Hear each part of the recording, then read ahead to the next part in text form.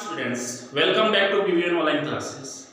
In our last class, we have discussed about types of force, contact force and non-contact force. और आज हम पढ़ेंगे balance force और unbalance force. Balanced force क्या होता है? A force where two forces of equal magnitude. Equal magnitude का मतलब equal amount के forces, जिनकी न्यूमेरिकल वैल्यू सेम होती है. Equal magnitude act on a body in opposite direction. और जो बॉडी पे जो फोर्स लग रही है उनकी जो डायरेक्शन है वो क्या हो, अपोजिट हो, is known as a balanced force. जैसे कि ये बॉडी है, इस पे एक फोर्स F1 लग रहा है और एक फोर्स लग रहा है F2. दोनों की डायरेक्शन क्या है, अपोजिट है, और दोनों का जो अमाउंट है, मैग्नीट्यूड है, वो भी कैसा होना चाहिए, सेम होना चाहिए. जैसे F1 की वैल्यू 3 न्यूटन है. बेटा यहाँ पे जो न्यूटन है क्या, फोर्स की SI यूनिट. अगर F1 की वैल्यू 3 न्यूटन है तो F2 की वैल्यू भी कितनी होगी, 3 न्यूटन. तो बॉडी पे दो फोर्स सेम अमाउंट के हैं और डायरेक्शन भी क्या है, इनकी अपोजिट है. तो जो नेट फोर्स है बॉडी पे वो क्या होगा बेटा, जीरो. क्या होगा, जीरो. जीरो क्यों हुआ, क्योंकि सेम अमाउंट के और डायरेक्शन क्या उनकी अपोजिट है. तो बॉडी पे जो नेट फोर्स वो क्या होगा, जीरो. इफेक्टिव फोर्स की वैल्यू क्या होगी, जीरो, जिससे बॉडी की पोजीशन चेंज नहीं होगी. अगर बॉडी रेस्ट में है तो वो रेस्ट में रहेगी. अगर बॉडी यूनिफॉर्म मोशन से मूव कर रही है तो वो यूनिफॉर्म मोशन से मूव करती रहेगी. उसकी डायरेक्शन चेंज नहीं होगी, उसकी स्पीड चेंज नहीं होगी.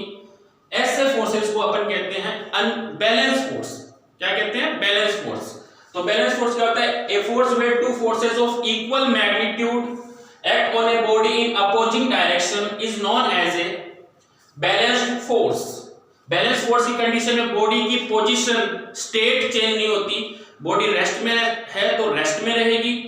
बॉडी यूनिफॉर्म मोशन से मूव कर रही है तो यूनिफॉर्म मोशन से मूव करती रहेगी. नेक्स्ट है अनबैलेंस्ड फोर्स.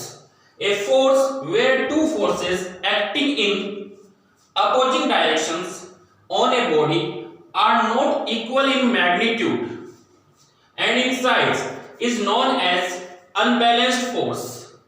जैसे कि ये बॉडी है, इस पे एक फोर्स की वैल्यू है कितनी, 3 न्यूटन, तो दूसरे फोर्स की वैल्यू मैं ले रहा हूं बेटा 1 न्यूटन. तो दोनों फोर्स की डायरेक्शन अपोजिट है लेकिन अमाउंट, जो मैग्नीट्यूड है वो अलग अलग है. तो जो नेट फोर्स आएगा बॉडी पे वो कितना आएगा, 2 न्यूटन. कितना आएगा, 2 न्यूटन.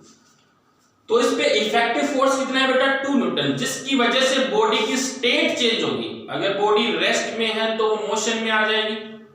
अगर बॉडी मोशन में है तो उसकी स्पीड ज्यादा भी हो सकती है, कम भी हो सकती है. ज्यादा कैसे हो सकती है कि बॉडी अगर इस डायरेक्शन में मूव कर रही है, अगर 2 न्यूटन का जो फोर्स है उसकी डायरेक्शन मोशन की डायरेक्शन में ही है तो बॉडी की स्पीड बढ़ जाएगी, इंक्रीज हो जाएगी.